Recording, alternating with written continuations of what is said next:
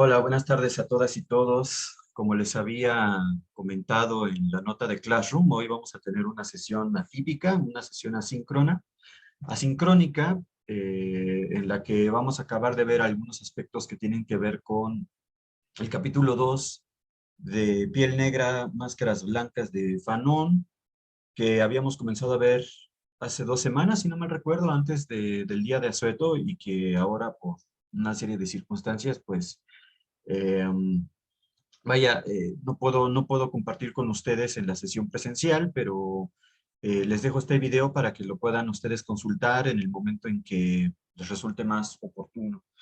Entonces, lo que estábamos viendo en esa sesión, si no mal recuerdo, es, digamos, como una forma de enmarcar, ¿no? El planteamiento que hace Fanon en relación a dos o tres cuestiones que mencionábamos que tienen que ver principalmente con cómo Fanon se demarca de la reivindicación de la negritud como una especie de afirmación positiva que por otra parte se puede encontrar muy claramente en M. Serge, en Senghor y en Amílcar Cabral, digamos como en el lado eh, hablante del portugués, en Cabo Verde, y que en el caso de Fanon, que está atravesado por la cuestión de la francofonía, donde la blanquitud, más propiamente dicho, está atravesada por la cuestión de la francofonía, principalmente en el modelo colonial francés. Eh, Fanon deriva una serie de observaciones en su calidad de psiquiatra, en su calidad de alguien interesado en el aparato psíquico de los sujetos coloniales, ¿no? Fanon deriva toda una serie de reflexiones que tienen que ver, por supuesto, con la constitución de la subjetividad, de la propia visión del cuerpo a través de la cultura del amo y cómo, digamos, esto va construyendo una especie de fantasma, podríamos decir, ¿no? En términos psicoanalíticos, en donde precisamente la fantasía, la dimensión onírica, la dimensión erótica, ¿no? La manera en que el deseo se estructura y circula, como nos ha enseñado Hegel y el buen Freud, ¿no? Pues está mediada, por supuesto, a través de todos los complejos que tienen una dimensión propiamente social, propiamente estructurante, ¿no? Y en ese sentido, un poco lo que Fanon está analizando a partir de esta pequeña novela, ¿no? De Yo soy martinicana, ¿no? Eh, de esta escritora, a quien ella cita, que es Mayotte Capeccia. Fanon empieza a derivar una serie de observaciones precisamente que tienen que ver justo con de qué manera la mujer de color está atravesada en su subjetividad, en su deseo, en su fantasía, precisamente por el deseo de blanquitud, ¿no? Y cómo este deseo de blanquitud se va estructurando con formas de sometimiento, ¿no? Que se revierten precisamente sobre el sujeto colonial y de esa manera se constituye, digamos, como no podríamos usar aquí el concepto freudiano de sublimación, porque de ninguna manera se trata de una sublimación en el sentido estricto, sino de una desviación, digamos, ¿no? Ideológica, ¿no? Atravesada por una serie de factores de dominación que, digamos, estructuran una falsa percepción de la propia corporalidad, del propio lugar social, de la búsqueda de ascensión dentro de, digamos, la jerarquía, la estratificación de una sociedad colonial como la Martinica bajo el dominio francés, ¿no? Y en consecuencia, pues todo este ideal de blanqueamiento, todo este ideal de blanquitud, ¿no? Como una máscara, como bien dice Fanon, que va constituyendo precisamente estas formas de la fantasía, estas formas del deseo, estas formas que atraviesan dialécticamente precisamente la alienación psíquica, ¿no? Veíamos la vez pasada de qué manera Fanon se distingue justo del planteamiento de la negritud con este pequeño texto paródico, ¿no? En donde Fanon habla de esta fusión con los efluvios cósmicos que tanto se reivindica en la literatura de la negritud y que tiene que ver precisamente con una cierta reivindicación de una cierta ancestralidad más bien fantaseada, como habíamos visto un poco también con el planteamiento de Edouard Glissant, y que en el caso de Fanon se demuestra justamente como una especie de drama narcisista, decíamos, ¿no? Y ahí, digamos, la importancia de las categorías que son más bien propias del aparato teórico, digamos, del análisis, del psicoanálisis, ¿no? Y que en Fanon evidentemente tienen una dimensión política, tienen una dimensión sociológica y tienen una dimensión económica, siempre atravesada por el factor racial, ¿no? La manera en que el sujeto es racializado dentro de cierto tipo de relaciones sociales, eminentemente en el mundo colonial.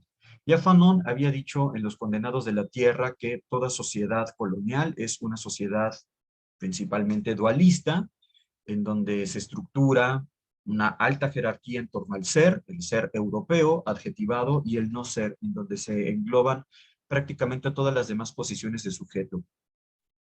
Evidentemente, esta frontera ontológica, podríamos decir, que no es ciertamente solo un planteamiento ontológico en el vacío, abstracto, ¿no? Sino que tiene una dimensión concretamente histórica, y de ahí la importancia del pensamiento dialéctico de Fanon. Siempre se está pensando justamente a través de esta categoría que le es tan cara y que es tan importante como la de la alienación dialéctica. Por ejemplo, Fanon escribe en la página 69 de la edición de Akal lo siguiente, hablando de las Antillas, ¿no? Y hablando como de la dimensión antillana, de esta experiencia del ser negro, ¿no? Evidentemente que estar colocado en la franja del no ser frente a la sociedad colonial. Dice Fanon lo siguiente, que me parece un concepto, una serie de apuntes y de anotaciones que tienen mucha relevancia. Dice Fanon, al antillano que previamente haya pasado por la criba de la objetividad, los prejuicios existentes en su propio entorno, le espera una tarea colosal. Cuando comenzamos esta obra, surgida al final de nuestros estudios de medicina, nos propusimos defenderla como una tesis, dice Fanon. Y después la dialéctica exigió de nosotros una toma de postura redoblada. Aunque en cierto modo nos ensañamos con la alienación psíquica del negro, no podíamos pasar por alto y en silencio algunos elementos que, por psicológicos que hubieran podido ser, engendraban efectos que remitían a otras ciencias. Toda experiencia, y ojo con este concepto de experiencia que tiene una larga historia en el pensamiento filosófico moderno, toda experiencia, sobre todo si se revela infecunda, debe entrar en la composición de lo real y por ahí ocupar un lugar en la reestructuración de esa realidad. Es decir, que con sus taras, sus fracasos, sus vicios, la familia europea, patriarcal, en relación estrecha con la sociedad que conocemos, produce aproximadamente un 30% de neuróticos. Se trata, apoyándose sobre los datos psicoanalíticos, sociológicos, políticos, de edificar un nuevo ambiente parental susceptible de disminuir, sino de anular su parte de desechos en el sentido asocial del término. Y aquí hay una serie de factores que vale la pena que nos detengamos en ellos, porque la vez pasada hablábamos de la dimensión del trauma, vaya, la noción freudiana del trauma, que como decíamos no es simplemente la irrupción de un factor desestabilizador del aparato psíquico, sino que en cierta forma ha sido esperado y que justo porque ha sido esperado desestructura precisamente el aparato psíquico, ¿no?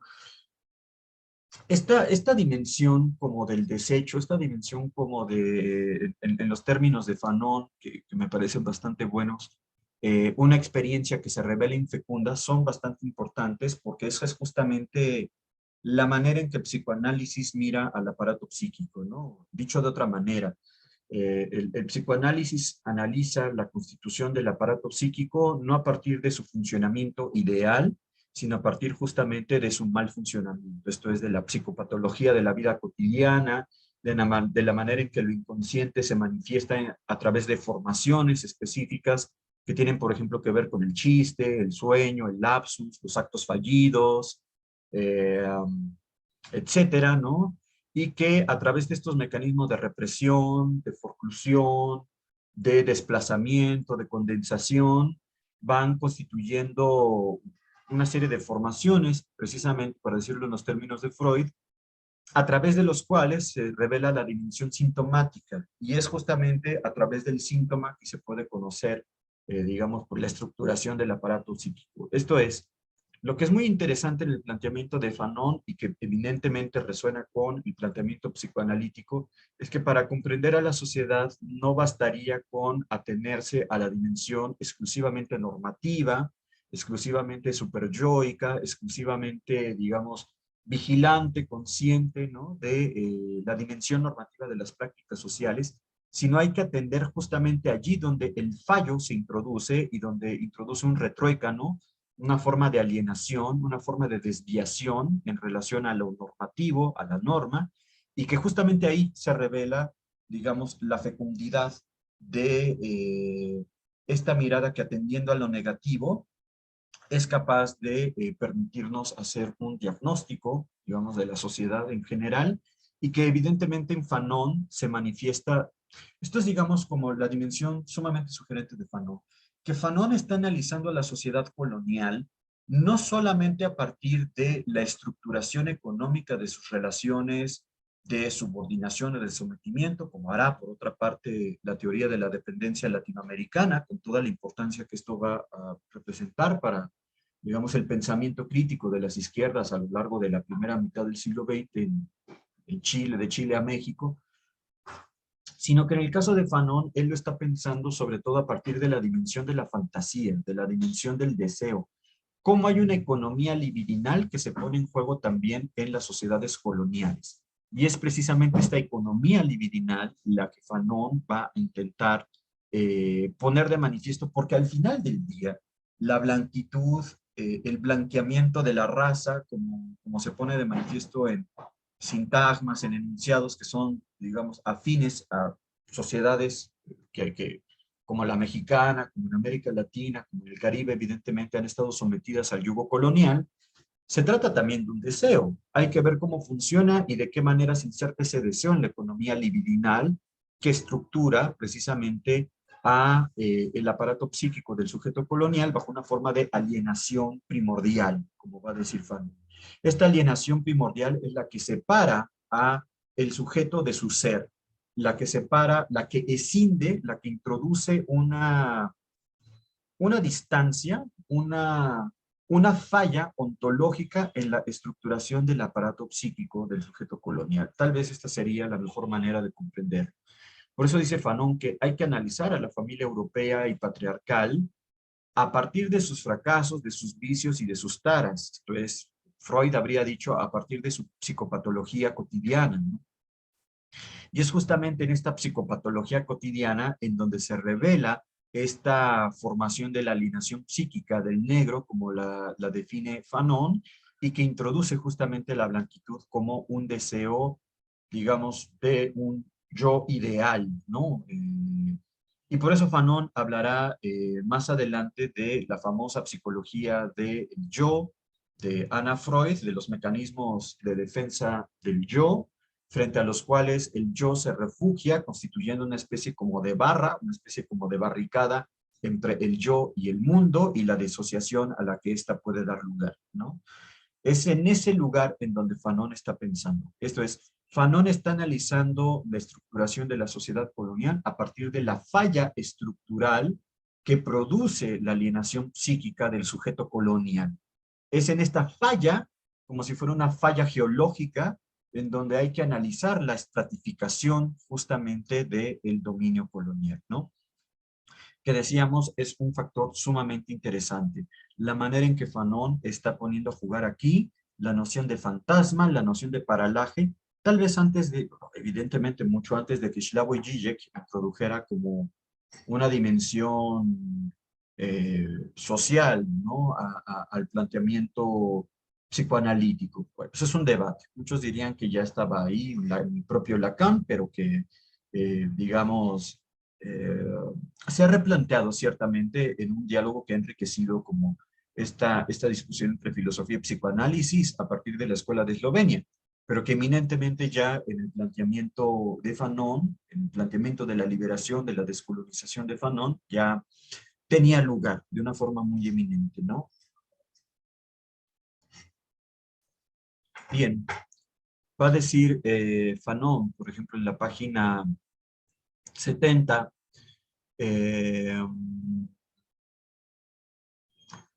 porque cita un chistorete, una anécdota, ¿no? Como decíamos la vez pasada, como las fuentes de Fanon aquí son entrevistas, son su memoria particular, son las historias y los relatos de sus amistades, ¿no? Y por eso el libro tiene un marco metodológico bastante amplio, que va desde el modernismo literario hasta una escritura ciertamente fragmentaria, ¿no? Que sin aspirar al sistema, sí representa lo que muchos dirían el anverso de la dialéctica del amo y del siervo de Hegel, ¿no? En donde ciertamente Hegel estaba pensando en la dinámica, sobre todo en la voz tutelar del amo, mientras que Fanon está muy interesado en comprender la disociación del aparato psíquico del siervo, se podría decir, ¿no? Fanon es en ese sentido como el anverso de este pensamiento dialéctico.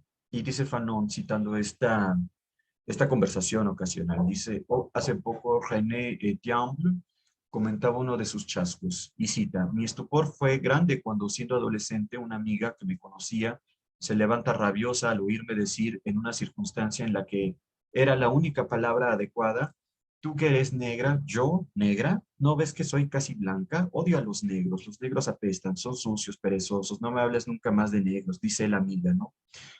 Y dice Fanon, a partir como de esta anécdota, ¿no? Ahí está justamente esta disociación, ¿no? Esta falla que decíamos, como una falla geológica. Conocimos a otra que tenía una lista de salas de baile parisinas, y cita Fanon, en las que no hay riesgo de encontrarse negros. Fin de la cita. Todo esto en la sociedad antillana y todo esto dicho por sujetas coloniales, ¿no? Y continúa Fanon, aquí ya con un carácter teórico, ¿no? Se trata de saber si es posible que el negro supere su sentimiento de inferioridad, que expulse de su vida el carácter compulsivo que le aleja tanto en el comportamiento del fóbico. En el negro, que le asemeja, perdón, en el negro hay una exacerbación afectiva, una rabia de sentirse pequeño, una incapacidad de toda comunión humana que se confinan en una intolerable insularidad, dice Fanon, ¿no? Aquí hay dos cosas que hay que apuntar en relación con la manera en que Fanon está planteando el problema de la racialización del sujeto colonial, eminentemente en este caso con un carácter de género, ¿no? Puesto que Fanon está hablando de, en este caso, la manera en que el deseo femenino se estructura a partir del ideal de la blanquitud, y por otra parte, dos líneas que fueron como, no podría decir que estructurantes, pero sí al menos que tuvieron un lugar paralelo, bastante importante al del psicoanálisis freudiano, que es por supuesto la noción de Adler del complejo de inferioridad, que por otra parte ha sido bastante recurrente en los estudios de la conformación de la cultura en sociedades latinoamericanas, justamente porque Adler va a plantear eminentemente la noción de complejo de inferioridad que define el carácter compulsivo, ¿no? Fóbico, en ese sentido, es compulsivo porque, digamos, no hay una mediación consciente que permita como, eh, ¿cómo decirlo? Como detener el automatismo, ¿no? La noción freudiana de compulsión tiene que ver justamente con este carácter automático, con esta forma en la que el aparato psíquico funciona automáticamente frente a ciertas circunstancias y que tiene que ver evidentemente con la pulsión de muerte, que tiene que ver con problemas de regresión, que tiene que ver con, digamos, este carácter tanático, ¿no? Del evento compulsivo automático freudiano, ¿no? Como dice Zizek, de una forma muy interesante, ¿no? Tratando de definir la pulsión, la podríamos pensar de mejor manera como el Terminator de la segunda película, en donde, o de la primera, creo, en donde el personaje que representa a Arnold Schwarzenegger es una especie, tiene un esqueleto metálico con un revestimiento ahí orgánico, pero cuando el tipo está completamente destruido, cuando ya no hay nada más que pelear, cuando la maquinaria está absolutamente dañada, el Terminator continúa actuando compulsivamente, tratando de cumplir su objetivo, que es asesinar a el muchachito este, al Connors, ¿no? Este acto automático, este acto eminentemente, digamos, no mediado por un pensamiento consciente, no libremente elegido, es justamente lo que define el carácter compulsivo, en este caso del complejo adleriano de inferioridad. Esto es, no es algo que se pueda elegir, sino que opera automáticamente más allá de cualquier objetivo que tienda a equilibrar el aparato psíquico, ¿no? Y entonces funciona ahí como en una especie de automatismo de la economía libidinal. Eso por una parte. Por otra parte, estaría la importancia de la noción de Anna Freud, la famosa, tal vez la más famosa hija de Sigmund Freud, que justamente va a plantear la noción de los mecanismos de defensa del yo. El yo frente a un evento traumático, sobre todo cuando ese evento traumático implica una disociación que tiene que ver con la propia percepción, con la apercepción del sujeto de sí mismo, introduce justamente un mecanismo automático de defensa que lo aísla inmediatamente como del entorno, ¿no? Es una especie como de disociación que evidentemente en la medida en que se dirige, digamos, como, por ejemplo, en este caso el carácter fóbico se dirige hacia la propia constitución fisiológica, anatómica, hacia la propia epidermis, ¿no?, del sujeto negro, se convierte en una forma exacerbada, afectiva, como dice Fanon, que introduce una incapacidad de comunión humana, ¿no? Evidentemente, el planteamiento de Fanon tiene que ver con tratar de superar esta compulsión que forma parte de la economía del complejo de inferioridad y que evidentemente no sería solamente una economía libidinal, que tiene que ver también, por supuesto, con la estructuración económica de las sociedades coloniales. Entonces, eh, dice Fanon, citando aquí a Anna Freud, ¿no? El fenómeno de la retracción del yo, del que hablábamos, ¿no? Frente al complejo de inferioridad. Una cita de Anna Freud muy importante. Consiste en una defensa de ese yo contra las excitaciones exteriores. Esta retracción, en tanto que método para evitar el displacer, no es propia de la psicología de los neuróticos, constituye solamente un estadio moral en la evolución del yo. Para un yo joven y maleable, todo traspiés sufrido en un ámbito se encuentra a veces compensado por logros perfectos en otros. Pero cuando el yo se vuelve rígido o no tolera más el displacer y se atiene compulsivamente a la reacción de fuga, la formación del yo sufre consecuencias desagradables. El yo, habiendo abandonado demasiadas posiciones, se vuelve unilateral, pierde demasiados intereses y ve cómo sus actividades pierden su valor. Entramos ahí en la dimensión de la melancolía, que es como una especie de agresión compulsiva con respecto del yo, que lo pone en una situación no solo displacentera, sino de desvalorización y que tiene que ver desde una lectura hegeliana con una forma de desrealización o en un concepto mucho más tradicional con una alienación, una escisión de sí mismo en donde no hay un retorno sobre sí, donde la figura del Beisigsein no permite la superación de esa experiencia de la que hablábamos hace un momento y que se establece simplemente como una forma de desvalorización del yo, en la cual para protegerse el yo de ese proceso de desvalorización que actúa compulsivamente sobre sí mismo, se tiene que retraer, se tiene que aislar de alguna manera, creando una forma de insularidad, como va a decir Fanon, ¿no? Por eso la soledad característica y que se puede apreciar en distintas películas, en distintas novelas que tienen como eje principal a protagonistas en el Caribe, no es solamente una dimensión, digamos, meramente moral de las relaciones sociales, sino que tiene que ver justamente en la lectura de Fanon con esta retracción del yo como un mecanismo de defensa. Para sostenerse, el yo tiene que crear un vacío en torno, una forma de insularidad frente a ese proceso de radical desvalorización del sí mismo. Por eso dice Fanon, ¿no? De una manera tan contundente abajo, ¿no? Comprendemos ahora por qué el negro no puede complacerse en su insularidad. Para él solo hay una puerta de salida y desemboca en el mundo blanco. Esto es, la única manera de realización del yo consistiría justamente en identificar el yo con el yo ideal, en este caso, la blanquitud.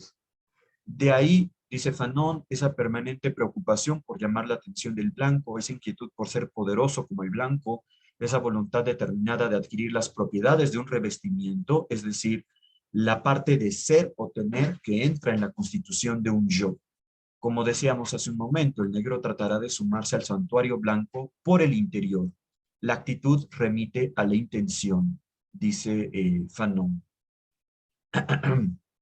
Y aquí podríamos poner distintos ejemplos. La vez pasada recuerdo que estábamos hablando de una novela eh, de Maryse Condé, en donde Ella, hablando justamente de las Antillas, de la isla de Barbados, que estuvo bajo la influencia británica, eh, que decíamos, ¿no? Se trataba de la relación entre una mujer que había nacido libre de la esclavitud y que por una serie de situaciones entra en una relación amorosa con un hombre que, digamos, siempre creció bajo la estructuración esclavista y colonial, ¿no? De la economía de Barbados, en donde eh, eh, en donde la protagonista justamente desconoce no solamente la religión cristiana, sino también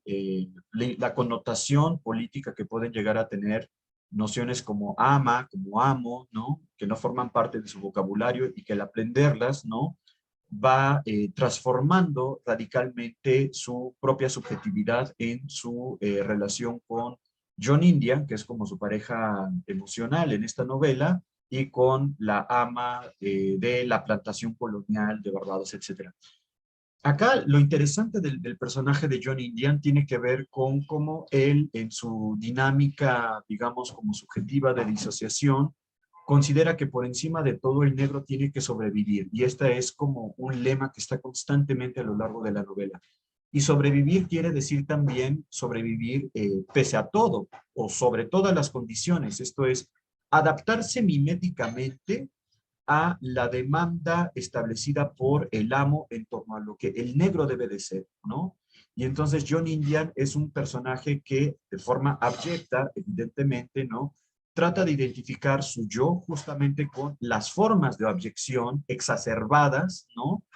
Que en la representación cultural que tienen los blancos del negro lo estereotipan como una forma caricaturesca, exagerada, ¿no? Exacerbada. Siempre la hipérbole forma parte como de el esquema de representación del sujeto colonial en los ojos de, el sujeto colonizador.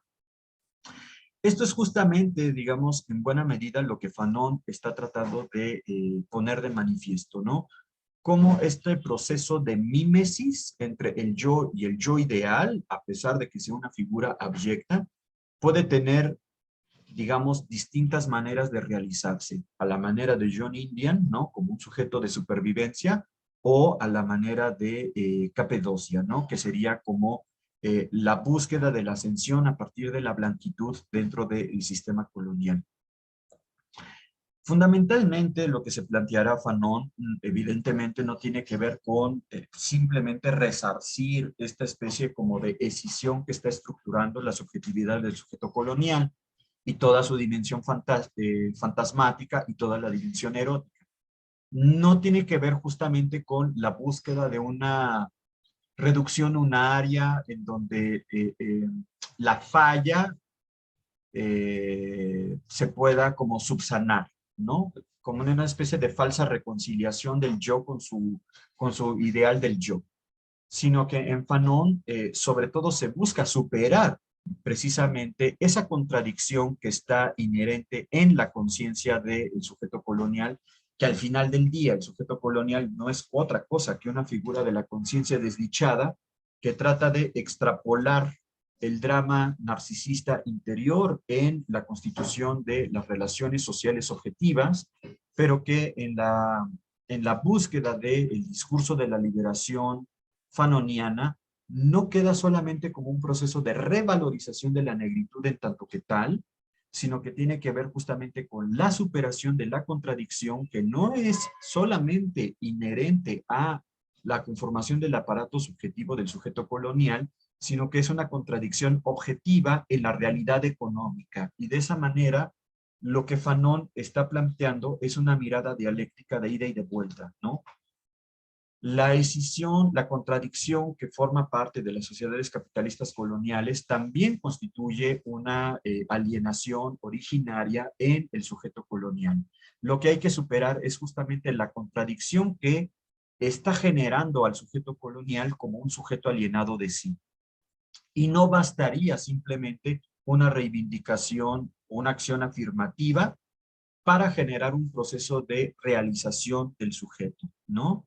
Lo que Fanon está planteando en ese sentido, evidentemente, tiene que ver con el pensamiento dialéctico y es mucho más complejo que simplemente una revalorización simbólica, una nueva forma de acumulación simbólica en torno a la palabra negro, ¿no? No tiene que ver solamente con una reivindicación de lo negro, de la negritud, aunque por supuesto también la supone y es un momento necesario, sino que tiene que ver justamente con la destrucción del sistema colonial en tanto que tal. Y tal vez por ahí pasa la clave de lectura de Fanon. Evidentemente, lo que Fanon está analizando aquí es la manera en que la raza está, primero, siendo generada como parte de la economía libidinal de las sociedades coloniales, por una parte, pero al mismo tiempo siendo ya siempre interpretada por ese sistema colonial. De tal manera que Fanon, al leer, digamos, la novela de Maillot, eh, está haciendo algo mucho más interesante que un mero análisis psicoanalítico de la literatura. Digamos, no es en ese sentido como Bruno Bettelheim, que trata de, digamos, identificar los complejos en la formación genética de la personalidad de los niños europeos a partir de los cuentos infantiles, ¿no? No es en ese nivel como una práctica de psicoanálisis aplicado. Lo que Fanon está tratando de analizar es más bien este fenómeno originario, fundamental de la sociedad colonial, que es la alienación primordial que forma parte de la manera en que el negro se percibe a sí mismo dentro de, el sistema colonial de relaciones políticas. Y tal vez esa es la razón por la cual Piel Negra, Máscaras Blancas ha sido un libro mucho más recuperado en nuestros días que, por ejemplo, un libro mucho más abiertamente político como es Los Condenados de la Tierra, como decíamos la vez pasada. Tal vez no solo porque en Los Condenados de la Tierra Fanon hace una apología abierta y clara de la violencia revolucionaria para acabar con la violencia colonial, sino sobre todo porque Fanon tiene la sutileza de analizar el racismo inmanente en las prácticas, ¿cómo decirlo? El racismo no solamente como un proceso secundario y derivado de la estructura económica, sino el racismo como un proceso cultural que está interviniendo constantemente la manera en que la sociedad se estructura, no solo como una ideología en términos de una superestructura que viniera de una forma derivada o secundaria en relación a las formaciones históricas, como habría dicho Marx, ¿no? De los modos de producción, de las relaciones de producción, etcétera, sino que para Fanon eminentemente, ¿no? Las relaciones de producción están ya siempre racializadas y no se pueden comprender sin el factor de la racialización del sujeto colonial dentro de esta etapa del capitalismo de expansión de las principales potencias europeas, ¿no? En ese sentido, un poco para ir cerrando esto, en las últimas dos páginas del texto, en la página 76, Fanon va a decir un par de cosas que me parece importante recuperar en relación con este concepto de la experiencia, con este concepto de la alienación, con toda esta revisión fenomenológica que hace Fanon de la formación del aparato psíquico, ¿no? Dice Fanon, ya se trate de Mayotte, Capecia, la martinicana o de Nini, la saint-louisiana, encontramos el mismo proceso. Proceso bilateral, tentativa de recubrirse por interiorización de valores originalmente prohibidos. La negra se siente inferior y por eso aspira a que le admitan en el mundo blanco. Ahí está la figura compulsiva del complejo de inferioridad. Ella se ayudará en esa tentativa de un fenómeno que llamaremos eretismo afectivo. Este trabajo, dice Fanon, viene a clausurar 7 años de experiencias y de observaciones. Sea cual sea el ámbito que hayamos considerado, nos ha sorprendido una cosa. El negro, y noten ustedes que Fanon siempre enfatiza la palabra negro como un lugar en disputa, como un significante en disputa política y cultural, dice Fanon, porque claro, para Fanon el negro no es una posición esencialista, sino que es una posición dialéctica que se define por la relación que tiene de contradicción frente a su otro, ¿no? En este caso el blanco. Y es muy interesante que Fanon haya elegido ponerse desde el lugar del negro, que suele ser la figura abyecta en esta dialéctica, ¿no? Como decíamos, Hegel predomina la figura del amo, mientras que Fanon predomina la figura del negro, ¿no? El negro, esclavo de su inferioridad, esto es, no solo esclavo del amo en sus relaciones objetivas, sino de su complejo de inferioridad que estructura el aparato psíquico en la sociedad colonial, ¿no? Esclavo de sí mismo, eso es lo que está diciendo Fanon. El negro, esclavo de su inferioridad, y el blanco, esclavo de su superioridad. Qué interesante que también el blanco esté sujetado en este complejo de relaciones. Se comportan ambos según una línea de orientación neurótica. Eso nos ha llevado a plantearnos su alienación atendiendo a las descripciones psicoanalíticas. El negro, en su comportamiento, se emparenta con un tipo neurótico obsesivo, o si se prefiere, se coloca en plena neurosis situacional, porque depende de la situación objetiva y se tramita como un conflicto interno, ¿no? Como un conflicto de la personalidad. En el hombre de color hay una tentativa de huir de su individualidad, de anonadar su ser ahí, de anonadar su existencia, podríamos decir, ¿no? De anonadar en términos de Heidegger, esta palabra que se suele traducir como ser ahí en alemán es Dasein, pero Dasein en alemán simplemente significa existencia. Lo que Heidegger está analizando a través de esto no es cada existencia en su particularidad, sino las estructuras fundamentales del existir del ser humano que se dan fundamentalmente de dos maneras. Como un ser en el mundo, esto es como un ser en situación, en un plexo de significados y de relaciones que son fundamentales y que preexisten a cualquier código lingüístico de comunicación en la medida en que el lenguaje lo que hace fundamentalmente es abrir mundo a partir de abrir significados que son vividos por el existente humano, por una parte, y por otra parte, una de las estructuras fundamentales del existente humano es la impropiedad, esto es, la manera en que el Dasein tiende a interpretar su ser, no a partir de su experiencia radical de la finitud, que sería la propiedad en términos heideggerianos, sino fundamentalmente a partir de la impropiedad en la cual, vaya, nosotros nos interpretamos a través de las precomprensiones que están jugadas en nuestro mundo histórico y social, como por ejemplo eh, el famoso Das Man heideggeriano, el se hace, ¿no? Como, o el uno, como se suele traducir, como José Gauss lo tradujo en la edición de Fondo de Cultura del Ser y el Tiempo. El uno heideggeriano es más bien como esta precomprensión del ser humano en su cotidianidad plana, que justamente lo que hace la cotidianidad es aplanar, digamos, como los aspectos que permitirían adquirir, voy a decir rápido y mal, adquirir conciencia de la finitud, del hecho radical, ontológico y fundamental de que el ser humano es un ser para la muerte, como diría Heidegger, y por lo tanto un ser lanzado a la finitud, un ser en estado de eyecto en el mundo, etcétera, ¿no? Y lo que hace la cotidianidad lisa y llana es, para decirlo también rápido y mal, hacernos olvidar el carácter ontológico fundamental de nuestro ser en el mundo, que es el ser para la muerte. La cotidianidad es una forma de aplanar la angustia a través de distintas formas de escape que se tramitan en interpretaciones anónimas, porque están ampliamente socializadas, ¿no?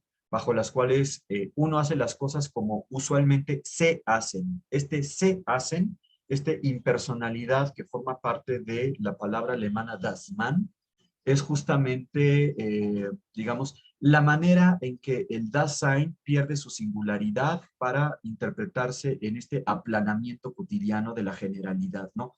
Uno se viste como se viste la gente, uno habla como se habla en nuestra sociedad, uno lee las cosas que se leen en el momento, uno ve las telenovelas, los programas, Netflix, como lo ve la gente, pues, ¿no? A eso se refiere Heidegger.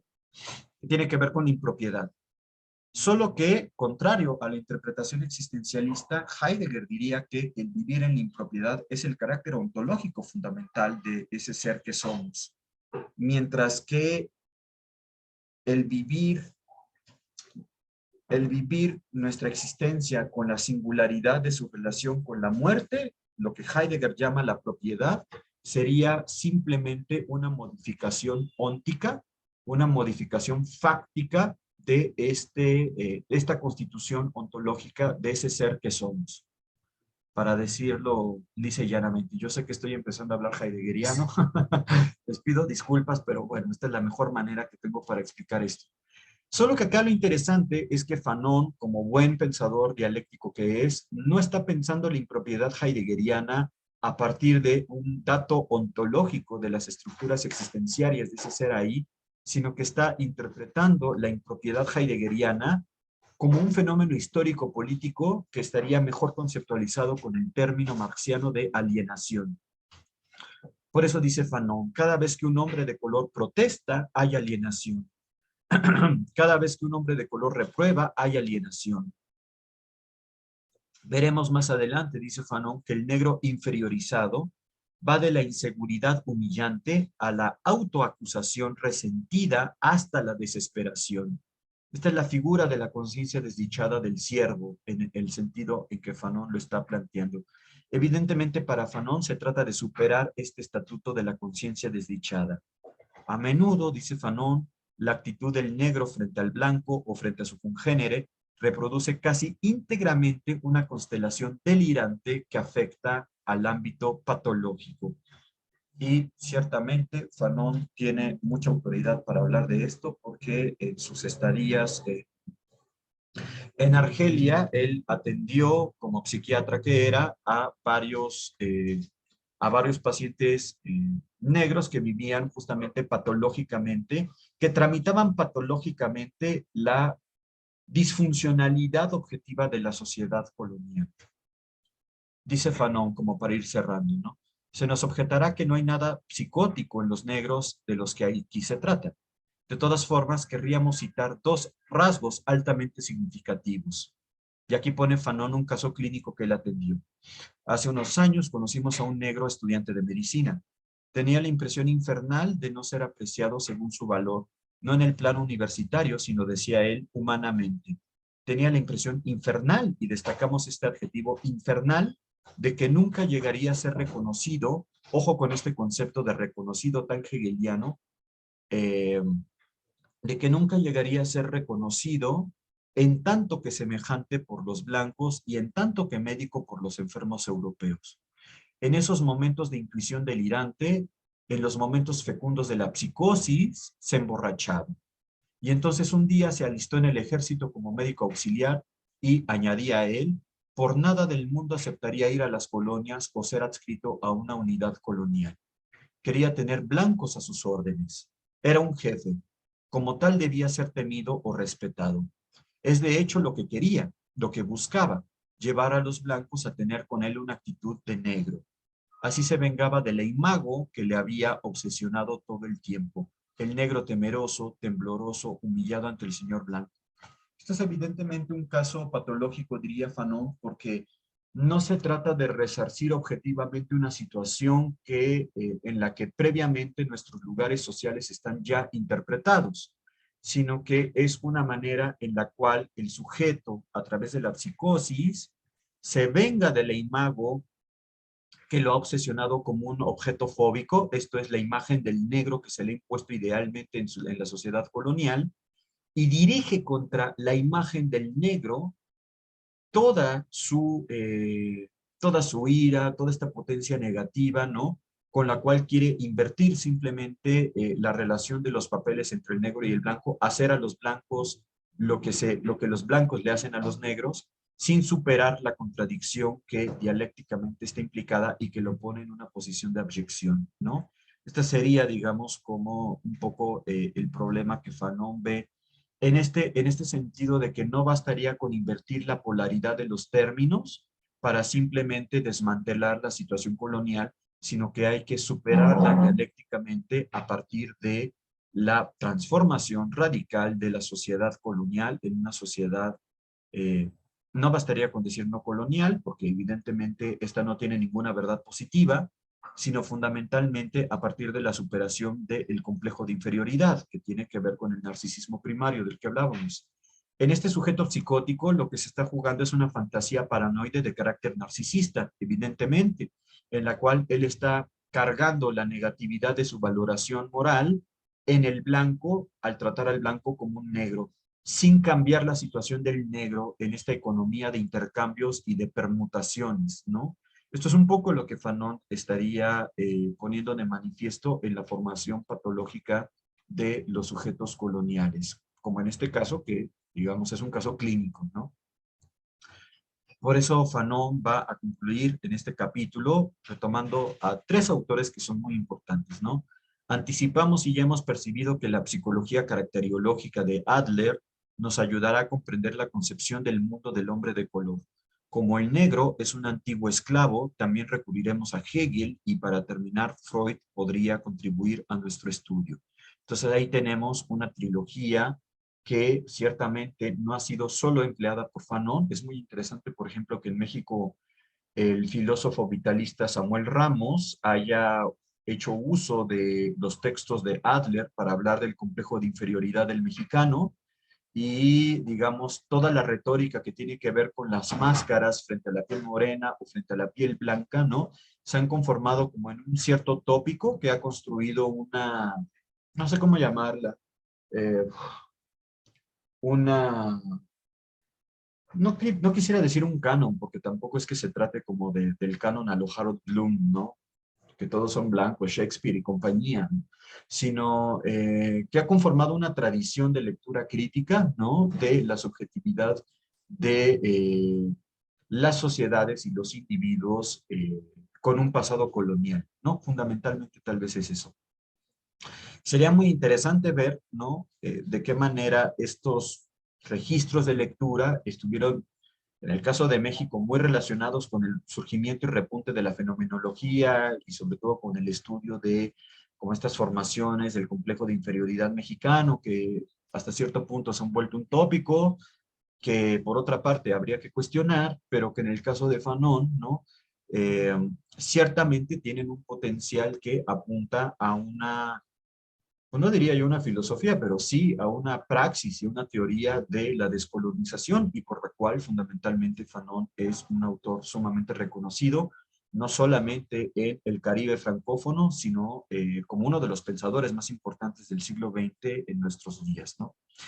Pues bien, yo sé que hay un montón de cosas que valdría la pena como detenernos a analizar, a explicar, pero que pienso que valdría también la pena que pudieran ponerme sus dudas, sus preguntas, dudas con respecto de conceptos, de terminología, que no acabara de quedar claro, con respecto de algunos pasajes que a ustedes les parezcan importantes esclarecer. Todo eso me lo pueden poner en las notas del Classroom y voy a tratar de subirles la lectura con la que vamos a cerrar nuestro próximo martes el ciclo. Y bueno, no se olviden de enviarme también el trabajo final con las especificaciones que habíamos puesto en el Google Classroom, ¿vale? Pues muchísimas gracias a todas y todas por su atención y todas las dudas que tengan. Por favor, no duden en compartírmelas a través del Classroom. Si quieren escribirme al correo electrónico, me pueden escribir. Y bueno, nada, vean este video. A lo mejor si lo quieren ver por partes, mientras están cenando, lo que sea, pues adelante. Ya toda necesidad de aclaración conceptual me la pueden hacer llegar también a distancia y de todas formas nos vemos el próximo martes. Pues bueno, cuídense mucho y tengan buena semana. Chao.